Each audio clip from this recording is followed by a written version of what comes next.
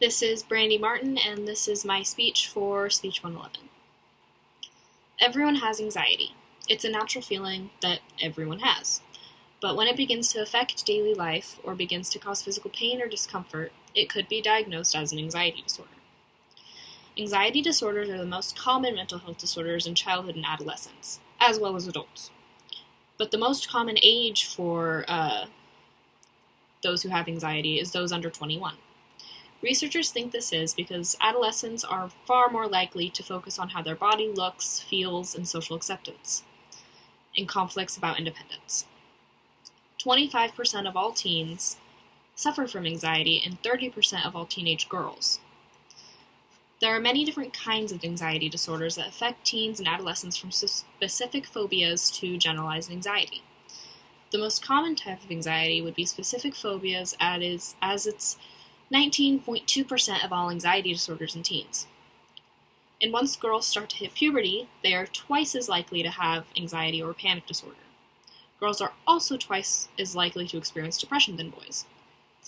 A study found that anxiety disorders are more common in girls, but what I found personally really interesting was that there was only a 2.3% of adolescent boys diagnosed with PTSD, but there was an 8% for girls. That makes it 3 times more likely for a girl to have PTSD as a child than a boy. Most researchers believe that a predisposition towards nervousness is inborn. So if one parent is naturally anxious, there's a really good chance that their child will also have their anxious tendencies.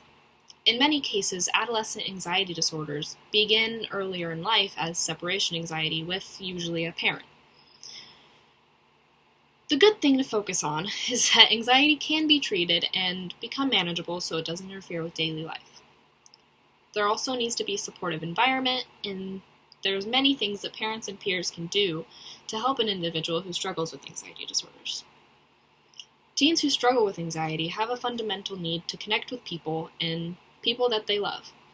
Approval and support are essential to a child's well-being, as well as their recovery to anxiety disorders. And when a teen is in a crisis, such love becomes much more important and much more valuable to them. When things become more than a teen or the family can handle and affects the daily life, that's when it comes time for professional treatment and medications. Those diagnosed and their families and peers should know that there is no one-size-fits-all for anxiety. It's a long road of trial and error because everyone is different and everyone responds to treatments and medications differently. But eventually, things do get better for those going through their diagnosis and learning how to live with it. As long as family and peers have knowledge about anxiety and understand that it does take a while to get to where they need to be, but everything improves in time, then most likely they will, whoever the individual is who has anxiety, will most likely become better with it in time.